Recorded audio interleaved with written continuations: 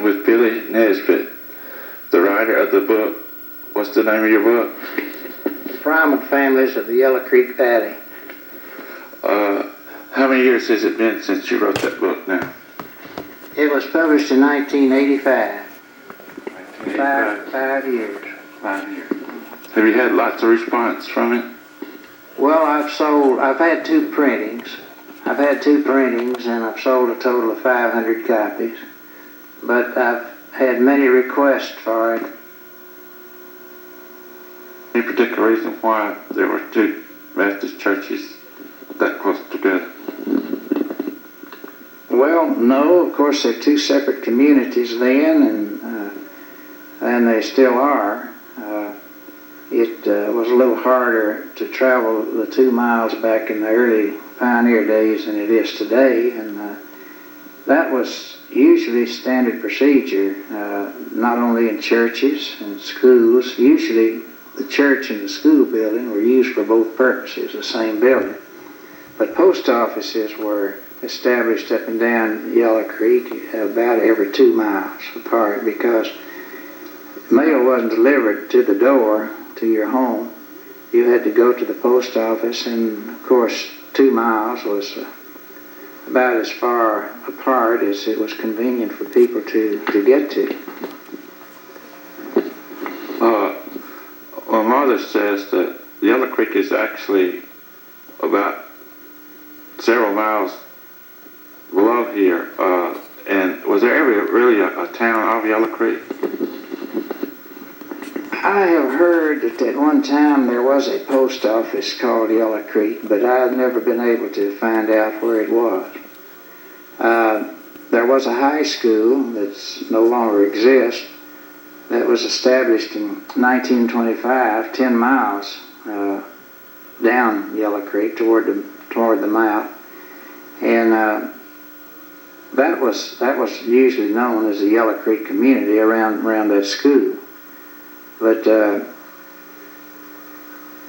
Yellow Creek is several miles long, as I mentioned before, and anywhere along the banks of Yellow Creek is known as part of the Yellow Creek community.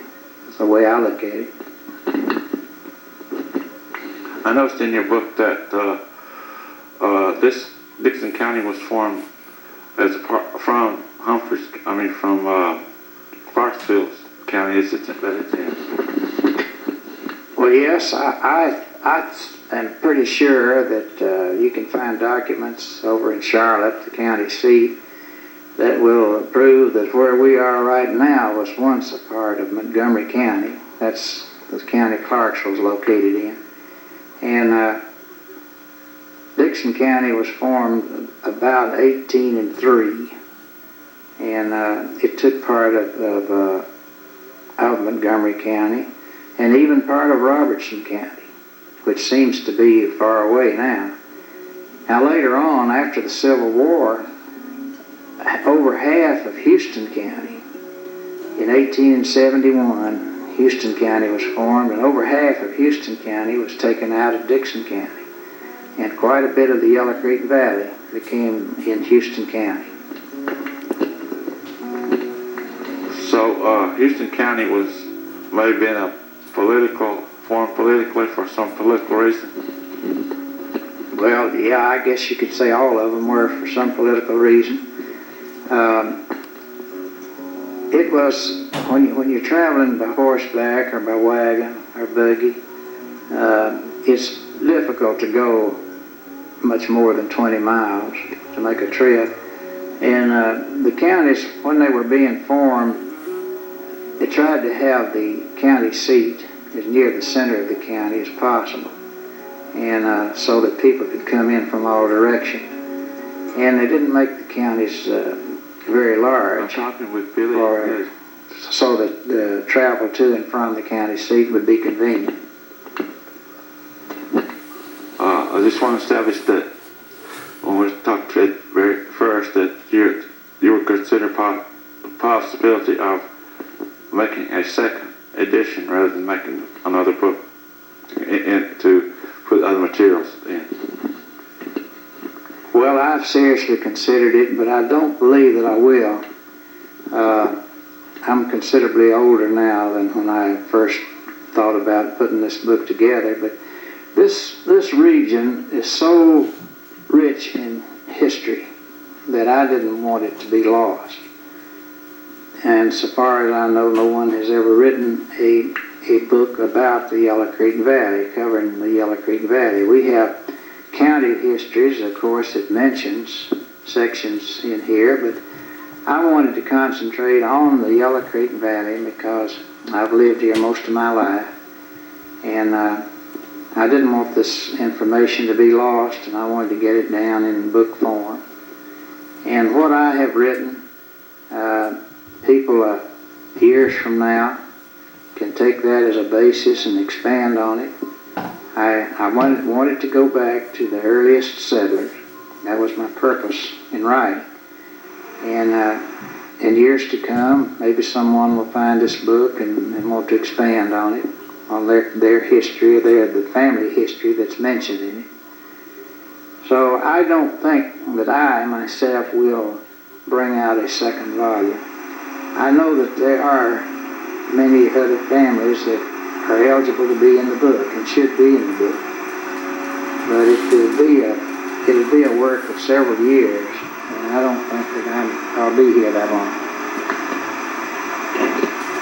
Well, could you form an organization that could be devoted to researching and bringing another book? Well, I'm going to leave that up to the progeny of the 40 families that I had mentioned. And, of course, my book is not copyrighted, and I tell anyone that if they want to use any portions of my book to go, they're welcome to do it. I say that because people were so good and nice to me to help me out in writing that I don't consider that it's my work. It's a compilation, and I compiled it. And maybe people shouldn't be too hard on me for the errors that are showing up in it. And there aren't many. I'm not saying that it's replete with errors. The fact is, considering the number of people that are mentioned in this book, there are very few errors.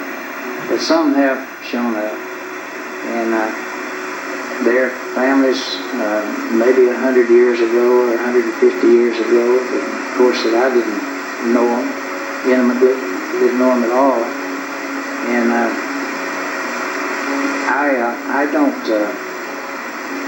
I regret that there are errors, but I don't feel any guilt about it. Maybe I should. Well, the thing about writing a book like this, you have to talk with people who are still living, who still have information about their relatives, and they can't wait 20 years and still be able to talk to those people. Yeah, that's true. Of course, I not only talk to those that are still remaining, but thank goodness we have the state library in Nashville, the archives in Nashville.